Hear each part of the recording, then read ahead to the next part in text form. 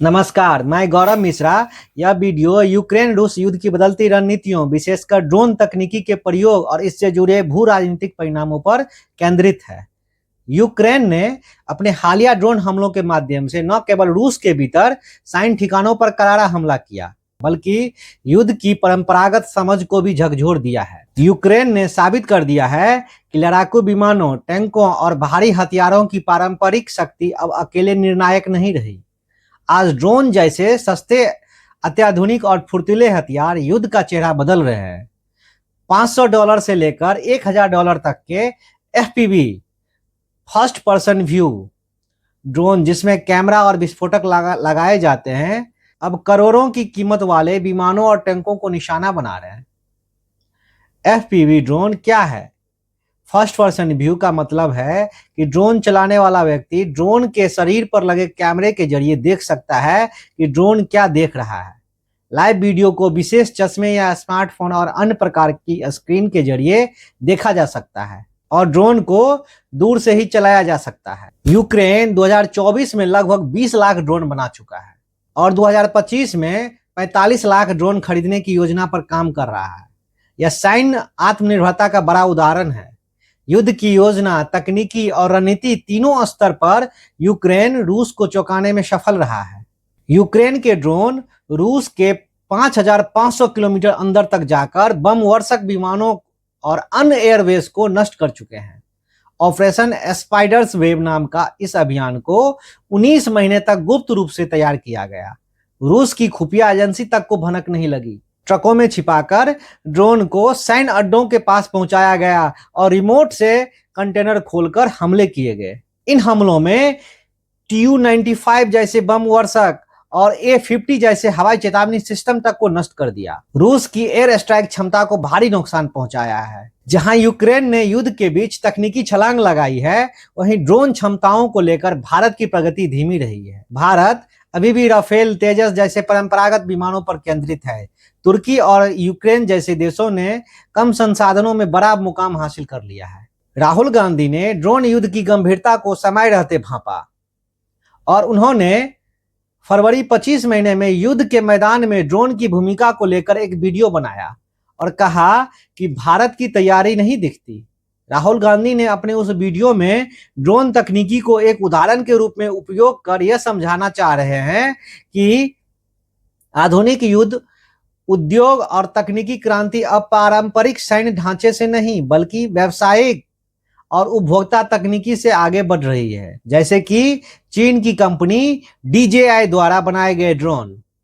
उनके द्वारा कहे गए वीडियो में मुख्य बिंदु निम्न था: छोटे सस्ते ड्रोन अब युद्ध के मैदान में टैंकों और बड़ी तोपों को अप्रासंगिक बना रहे हैं। ड्रोन युद्ध को नीचे से ऊपर बदल रहे हैं, मतलब छोटे यूनिट भी अब अपनी एयरफोर्स चला सकते हैं।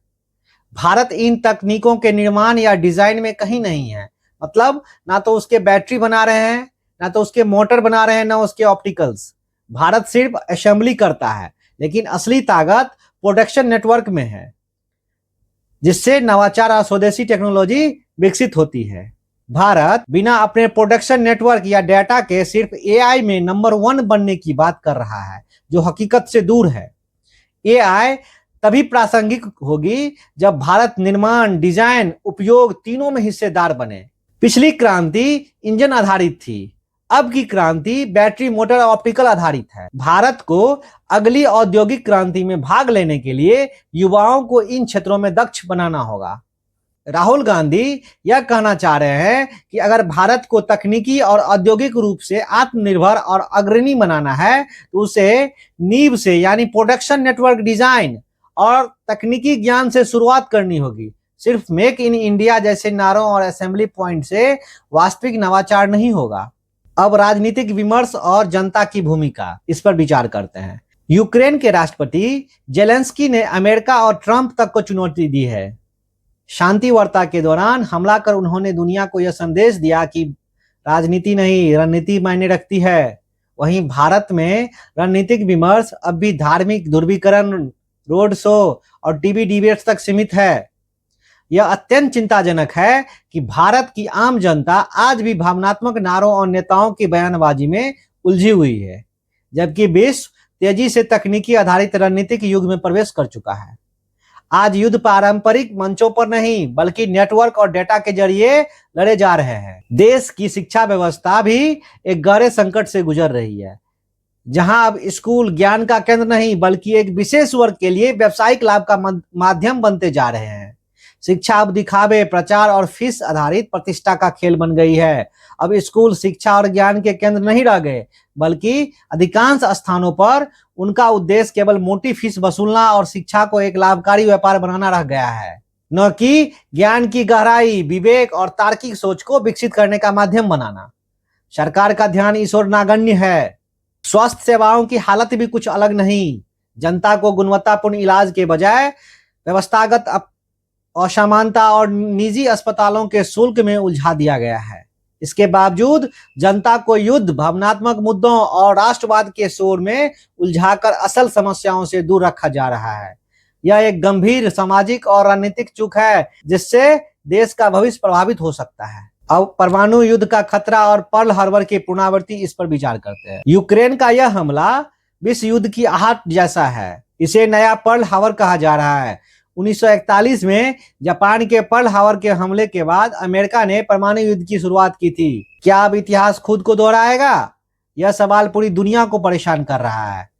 पुतिन की प्रतिक्रिया और रूस की अगली चाल बहुत महत्वपूर्ण होगी। अगर रूस यूरोप में अन्य देशों पर हमला करता है तो स्थिति नियंत्रण से बाहर हो सकती है। यूक्रेन का हमला ट्रोजन हॉर्स जैसी रणनीति का उदाहरण है। छल और चतुराई से किया गया हमला। ग्रीक पौराणिक कथाओं के अनुसार ट्रॉय के युद्ध के दौरान ग्रीक सेना ने एक बड़ा सा घोड़ा बनाया जो अंदर से खोखला था। उसमें सैनिकों को छिपाकर भर दिया गया। इस घोड़े को ले जाकर ट्रॉय की सेना को भेंट किया गया और कहा गया कि हम यह घोड़ा देवी अथीना के लिए दे रहे हैं। अगर ट्रॉय के लोग इस घोड़े को स्वीकार करेंगे तो उनके शहर पर कभी कोई विपदा नहीं आएगी। ग्रीस की बाकी की सेना ने कहा कि हम युद्ध छोड़कर जा रहे हैं, लेकिन पास के एक टापू पर जाकर इंतजार करने लगे। तमाम चेतावनियों के बाद ट्रॉय की सेना उस घोड़े को शहर के भीतर ले आई। रात में घोड़े में से सैनिक बाहर निकल आए, शहर के दरवाजे खोल दिए, जिससे ग्रीक सेना अंदर घुस आई और हमला बोल दिया। यह आज के साइबर हमलों और सॉफ्टवेयर ट्रोजन से मेल खाता है। युद्ध अब शोर से नहीं, चुपचाप योजनाओं से लड़ा जा रहा है। पिछले 3 सालों से चल रहा रूस यूक्रेन युद्ध अब शांत होने की ओर बढ़ रहा है और इस शांति के प्रयास में अमेरिका के पूर्व राष्ट्रपति डोनाल्ड ट्रंप की भूमिका चर्चा का विषय बनी हुई है। ट्रंप, जो खुद को डील मेकर मानते हैं, अब रूस और यूक्रेन के बीच संभावित सीज फायर और शांति समझौते के सूत्रधार बनकर सामने आए हैं। इस युद्ध की शुरुआत 2014 में रूस द्वारा यूक्रेन के क्रीमिया पर कब्जे से हुई, जो बाद में डोनबास इलाके तक पहुंची। फरवरी 2022 में जब रूस ने पूरे यूक्रेन पर सैन्य हमला किया, तब से युद्ध ने गंभीर रूप ले लिया। रूस की चिंता थी कि यूक्रेन नाटो का सदस्य बनकर अमेरिका के प्रभाव में जा सकता है, जिससे रूस की रणनीतिक स्थिति खतरे में पड़ सकती थी। अब दोनों पक्ष थक चुके हैं। सैनिक हथियार और पैसे की भारी कमी है। यूक्रेन को अमेरिका और यूरोप की मदद भी सीमित हो गई है। रूस की भी अर्थव्यवस्था पर भारी दबाव है। ऐसे में दोनों पक्ष युद्ध विराम के लिए तैयार हो गए हैं। ट्रंप ने पुतिन से 2 घंटे फोन पर बातचीत की और पहले जेलेंस्की से भी बात कर चुके हैं। ट्रंप इस प्रक्रिया में केंद्र में हैं और अगर यह डील सफल रही तो वह इतिहास में एक बड़े डील मेकर के रूप में दर्ज हो सकते हैं। डोनाल्ड ट्रंप का यह कदम एक बड़ी कूटनीतिक उपलब्धि बन सकता है। हालांकि अभी यह डील नाजुक है, लेकिन अगर बनी रहती है तो इससे न केवल युद्ध समाप्त होगा बल्कि वैश्विक अर्थव्यवस्था, शांति और मानवीय स्थिति में भी सुधार आएगा। नोबेल शांति पुरस्कार भले ही ट्रंप के इरादों में शामिल हो, लेकिन अगर इससे दुनिया को राहत मिलती है तो यह एक स्वागत योग्य है। आप लोग कमेंट में बताएं कि क्या राहुल गांधी के बयान पर क्या भारत को आत्मचिंतन करने की जरूरत है कि हम युद्ध के नए स्वरूप के लिए कितने तैयार हैं।